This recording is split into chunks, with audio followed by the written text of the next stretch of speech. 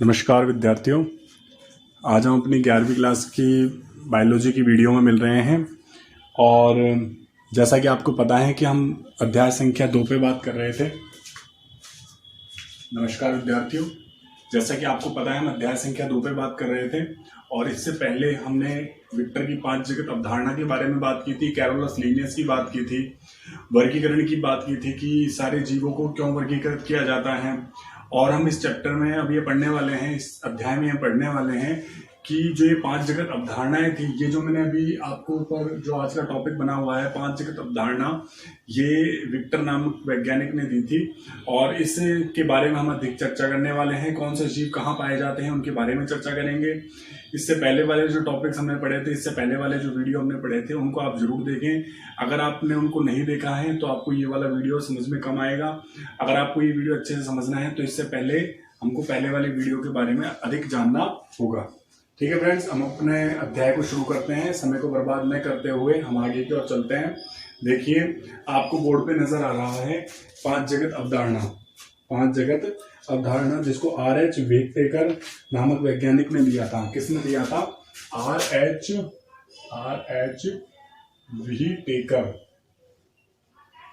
Whittaker नामक वैज्ञानिक ने इसको प्रस्तुत किया था हमारे सामने। और इसमें कौन कौन से आते हैं? इसमें आता है Monera, protista, Plantae, fungi, animalia और कवक इसमें आते हैं। ठीक है ना, आपको ये सारे के सारे याद होने चाहिए। ठीक है, कौन कौन से आते हैं इसमें? मोनेरा, प्रोटिस्टा, फंजाई, प्लांटी और एनिमेलिया, ये 5 जगत अवधारणाएं हैं। इनके बारे में हम विस्तार से अध्ययन करने वाले हैं। ठीक है फ्रेंड्स, देखिए सबसे पहले बात करते हैं किंगडम मोनेरा के बारे में।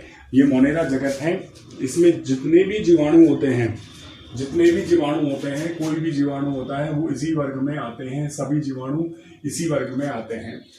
ये सभी आवासों में पाए जाते हैं। अब जो जीवाणु होते हैं ना, वो सभी आवासों में पाए जाते हैं। ऐसे कहते हैं कि कुछ जीवाणुओं को चांद पर भी देखा गया था बहुत समय पहले।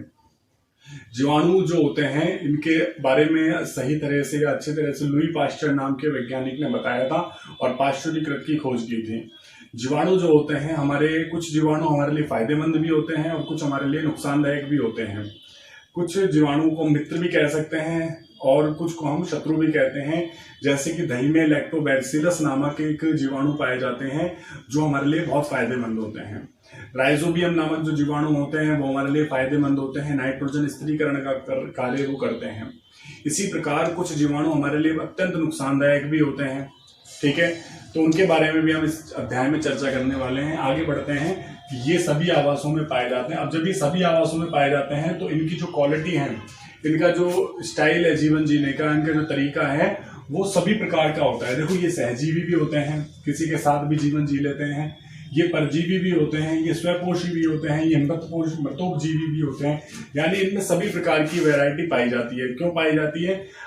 अगर इनको सभी आवासों में रहना है तो सभी प्रकार की वैरायटी पाई जाएगी, यानी समायोजन की इनके अंदर बहुत अच्छी क्षमता पाई जाती है। ठीक है फ्रेंड्स, आगे बात करते हैं हम। अब ये जो बैक्टीरिया हैं, इनके बहुत सारे उदाहरण हमारी बुक में दे रखे हैं। मैं आपको मुख्य बातों पर लेकर जा रहा हूं। देखिए मुख्य बातें क्या क्या हैं। सबसे पहले इसमें आती है आर्क बैक्टीरिया। आर्क बैक्टीरिया को आर्क बैक्टीरिया भी बोलते हैं और इसके बारे में और अधिक जानकारी प्राप्त करते हैं। आर्क बैक्टीरिया जो होते हैं ये क्या होते हैं? ये प्रतिकूल दशाओं में पाए जाते हैं। देखो, मैंने अभी क्या बोला, ये सभी आवासों में पाए जाते हैं और आर्क बैक्टीरिया ऐसे होते हैं जो प्रतिकूल अवस्थाओं में भी पाए जाते हैं। ठीक है ना, प्रतिकूल अवस्थाओं में पाए जाते हैं जहां पर ऑक्सीजन भी नहीं है। देखो क्या लिखा हुआ है बोर्ड पर, मैंने लिखा हुआ है कि ये जीवाणु ऑक्सीजन की अनुपस्थिति में लवणीय दशाओं में, जहां पर 80 डिग्री सेंटीग्रेड टेम्परेचर से भी अधिक जगह पर ये अपना जीवन जी सकते हैं। अब आप सोच सकते हैं कि 80 डिग्री टेम्परेचर जहां पर जीवन संभव नहीं होता है, इतने डिग्री पर भी ये आसानी से रह पाते हैं। ठीक है ना। अब देखिए, ये जीवाणु जो होते हैं ऑक्सीजन की अनुपस्थिति में भी रह सकते हैं। अब ऑक्सीजन जो है वो तो सभी जीवों को जीवित रहने के लिए आवश्यक होता है, जन्म के लिए आवश्यक होता है, फिर भी ये बिना ऑक्सीजन के लवणीय माध्यम में भी रह सकते हैं, जो कि बड़ा ही कठिन मार्ग होता है, कठिन जगह होती है, वहां पर भी ये आसानी से अपने जीवन को जी सकते हैं। अगली बात ये आती है जो बहुत मेन चीज है। अगली जो बात आती है, आप इधर देख रहे हैं कि ये रूमिनेंट पशुओं की आंत्र में पाए जाते हैं। देखो ये रूमिनेंट पशुओं की आंत्र में पाए जाते हैं। बहुत ही अच्छा टॉपिक है रूमिनेंट पशुओं के आंत्र में। रूमिनेंट का मतलब क्या होता है? वे जीव जो जुगाली करते हैं, वे जीव क्या जो जुगाली करने का कार्य करते हैं उसे हम क्या कहते हैं? रूमिनेंट कहते हैं। जुगाली जैसे जो भी गाय भैंस होती है या ऊंट वगैरह होते हैं, वो क्या करते हैं? पहले तो अपने भोजन को खा लेते हैं और उसके बाद आप देखते हैं वो जुगाली करते रहते हैं, बैठे बैठे उसको चबाते रहते हैं, उनके मुंह से झाग भी आता रहता है। जो वो झाग आता है और जो वो क्या बोलते हैं जुगाली वो जो करते रहते हैं उसे हम क्या कहते हैं? रूमिनेंट कहते हैं। रूमिनेंट यानी रूमेन नामक ग्रंथि इनके अंदर पाई जाती है। इनमें सेलुलोज का पाचन भी आसानी से हो जाता है, इसीलिए इनको रूमिनेंट जीव कहते हैं। रूमिनेंट इनको कहा जाता है। और ये क्या है? पशुओं के आंत्र में पाए जाते हैं। रूमिनेंट पशुओं की क्या होता है? आंत्र में पाए जाते हैं। और जब ये आंत्र में पाए जाते हैं तो जो रूमिनेंट पशु होते हैं जब वो मल का त्याग करते हैं तो मल के त्याग के साथ वो मल में आ जाते हैं। वो जीव कौन से जीव आ जाते हैं? आर्क बैक्टीरिया आ जाते हैं, मल के साथ ही आ जाते हैं। तो जो वो मल होता है उसमें मीथेन गैस का ही निर्माण करते हैं। इस बात को आप ध्यान रखेंगे। ये आपके बड़े एग्जाम जैसे नीट वगैरह के एग्जामों में भी ये प्रश्न पूछे जाते हैं और कई बार पीएमटी के पेपर में, पहले जो पीएमटी के पेपर होते थे उनमें भी पूछा गया है कि मीथेन गैस का निर्माण कौन से जीव करते हैं या पशुओं के मल में कौन सी गैस का निर्माण होता है। इस प्रकार के प्रश्न आते हैं। तो रूमिनेंट जो पशु होते हैं उनकी आंत में कौन से जीव पाए जाते हैं? आद बैक्टीरिया पाया जाता है। और आद बैक्टीरिया जो होता है ये क्या करते हैं? ये जब मल के रूप में बाहर आ जाते हैं तो ये मीथेन गैस का उनके यानी जो उनका मल होता है वो मीथेन गैस का निर्माण आसानी से कर पाता है। ठीक है, आगे बात करते हैं हम यू बैक्टीरिया के बारे में। कौन सी बात करते हैं? You bacteria. ये कोशिका भित्ति से ढके रहते हैं, यानी ये जो जीव होते हैं, ये जो जीवाणु होते हैं, इनके ऊपर एक कोशिका भित्ति का आवरण होता है, यानी दृढ़ आवरण इनके ऊपर पाया जाता है। ये नाइट्रोजन स्थिरीकरण का करने का कार्य करते हैं। देखो ये मीथेन गैस ये भी हमारे लिए बेनिफिट करती है, बेनिफिट देती है, लाभ देती है। और नाइट्रोजन स्थिरीकरण करने वाले जीवों को भी यानी वो भी हमारे लिए लाभदायक है, क्योंकि जितना ज्यादा नाइट्रोजन हमारे वायुमंडल में होगा उतना ही ज्यादा यानी एक तरह से फसलें अच्छी हो पाएंगी। ठीक तरह से आपको समझ में आ रहा होगा। और नाइट्रोजन स्थिरीकरण करने का ये काम करते हैं। और जैसे कि राइजोबियम के बारे में आपने पढ़ा होगा। लेग्यूमिनेसी कुल के पौधे जो होते हैं, हम इसी बुक में चर्चा करने वाले हैं। बॉटनी का एक सब्जेक्ट है लेग्यूमिनेसी। दालों वाले जो पौधे होते हैं लेग्यूमिनेसी, उनके अंदर उनकी जो जड़ें होती हैं उनमें गांठें पाई जाती हैं और उनकी गांठों में राइजोबियम नाम के जीव पाए जाते हैं जो कि नाइट्रोजन स्थिरीकरण करने का कार्य करते हैं। यहाँ तक आपको अच्छे से समझ में आया होगा। और अगर आपको अच्छे से समझ में आ रहा है तो वीडियो को पूरा देखना है और अच्छे से समझना है। पहली वाली वीडियो को जरूर देखें। अगर आपने पहले वाली वीडियो को नहीं देखा है तो आपको समझ में ढंग से नहीं आएगा। देखिए, इसके बाद हम बात करते हैं किंगडम नंबर 2। किंगडम जो होते हैं यानी जगत, अवधारणाओं की अपन बात कर रहे हैं ना, तो जगत को हम किंगडम बोलते हैं इंग्लिश में। तो दूसरे नंबर पर आता है प्रोटिस्टा। दूसरे नंबर पर आता है प्रोटिस्टा की बात करते हैं। देखो ये क्या लिखा हुआ है? प्रोटिस्टा लिखा हुआ है। ये एक कोशिकीय यूकेरियोटिक जलीय जीव होते हैं, यानी ये क्या हो गया? यूकेरियोटिक। यूकेरियोटिक वे जीव होते हैं जिनके अंदर केंद्रक पाया जाता है और उनके अंदर सभी कोशिकांग भी उपस्थित होते हैं। इनके अंदर 80 प्रकार के राइबोसोम पाए जाते हैं। कितने एस प्रकार के राइबोसोम पाए जाते हैं? 80 एस।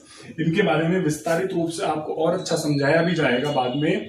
अभी फिलहाल जो ऑनलाइन क्लासेस हमारी चल रही है यूट्यूब पे, आप इस वीडियो को देख रहे हैं, तो फिलहाल मैं आपको इतना बता रहा हूँ कि ये 80 एस प्रकार के इसमें राइबोसोम पाए जाते हैं। और ये यूकेरियोटिक जो होता है इसमें स्पष्ट रूप से केंद्रक पाया जाता है और इसमें सभी प्रकार की कोशिकाएं हैं।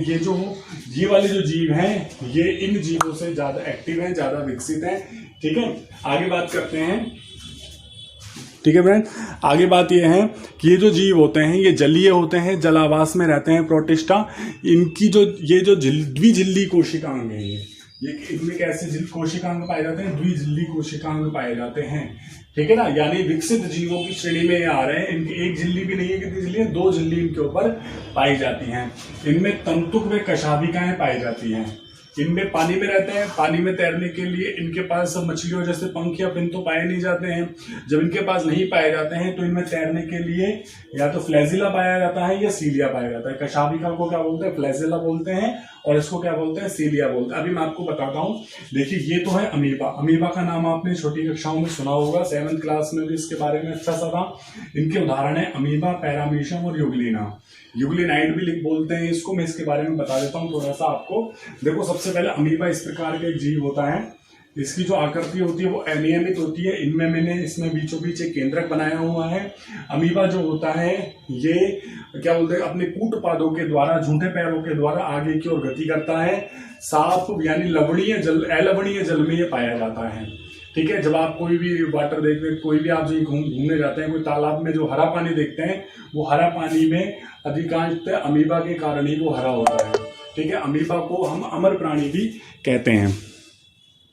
ठीक है फ्रेंड्स, आगे बात करते हैं हम लोग कि इसके बाद बात करते हैं पैरामीशियम। पैरामीशियम इस प्रकार का एक जीव होता है। इसे हम चप्पल कृमि भी कहते हैं। किस प्रकार का एक जीव है, चप्पल कृमि भी इसे कहते हैं। देखो चप्पल जैसा मैंने एक संरचना बनाई है, और ये चप्पल जैसी जो संरचना है, इस प्रकार का ये जो जीव है, देखिए इसमें इस प्रकार की एक संरचना पाई जाती है। इसमें लघु व गुरु केंद्रक पाए जाते हैं। एक केंद्रक तो इसमें छोटा होता है और एक केंद्रक कैसा होता है, इसमें बड़ा होता है। पैरामीशियम इसको चप्पल जैसा जानवर भी कहते हैं, या इसको एक तरह से क्या कहते हैं, ये जो इसके ऊपर पाई जाती है, जो संरचना पाई जाती है, ये इसकी फ्लैजिला होती है। कशाभिका ये फ्लैजिला होती है, और ये जो फ्लैजिला है ये जो पानी में इसको तैरने में हेल्प करती है। ये क्या ऊपर नीचे हो जाती है, जिस पानी की धारा के अनुसार ये पानी में बहता रहता है। देखो इसकी संरचना भी इस प्रकार से है कि ये पानी में आसानी से चल पाता है, पानी को आसानी से काट पाता है। यूग्लिना किस प्रकार का जीव होता है, देखिए यूग्लिना इस प्रकार से एक जानवर, देखिए फ्रेंड्स यूग्लिना इस प्रकार का एक जीव होता है जिसकी संरचना इस प्रकार से होती है, और इसमें एक तो छोटा फ्लैजिला होता है, एक बड़ा फ्लैजिला होता है। ठीक है ना। इसमें क्या होता है, इसका जो रंग होता है वो ग्रीन कलर का होता है, इसलिए मैंने इसको ग्रीन कलर से बनाया है। और जो ग्रीन कलर की इसकी संरचना है, इसमें प्रकाश संश्लेषण की क्षमता होती है, यूग्लिनाइड होती है एक प्रकार से। और जो ये यूग्लिना जो जीव होता है, यूग्लिना जो जीव होता है, ये स्वच्छ जल में पाए जाने वाले जीवधारी हैं। इनमें प्रोटीन युक्त पदार्थ पेलिकल की इसमें भित्ति पाई जाती है, जो कि प्रोटीन युक्त होता है। अधिकांश तो जो भित्तियां होती है वो प्रोटीन युक्त ही होती है। इस प्रकार की संरचना यूग्लिना में पाई जाती है। आपने देखा अभी कि हमने अब आज 2 जगत के बारे में पढ़ा है, एक तो मोनेरा के बारे में, एक प्रोटिस्टा के बारे में। अभी प्लांटी, फंजाई और एनिमेलिया जीव रह चुके हैं, जिनके बारे में मैं आपको अगली वीडियो में बताने वाला हूँ। आप वीडियो को पूरा देखें। वीडियो अगर आपको अच्छी लगी तो इसे लाइक ज़रूर करें और अपने दोस्तों को शेयर करें, उनको भी बताएं कि बायोलॉजी की वीडियो इस प्रकार से है, और अध्ययन का लाभ उठाएं, खाली समय का फ़ायदा उठाएं, और अपने कोर्स को कंप्लीट करने में अपनी हेल्प करें, खुद की हेल्प करें, और इसी प्रकार से वीडियो को देखते रहें, हमारे इस यूट्यूब चैनल से जुड़े रहें और अपने खाली समय का लाभ उठाएं। धन्यवाद। अगर कोई आपको कमी लगती है तो कमेंट्स करके मुझे ज़रूर बताना है। Thank you.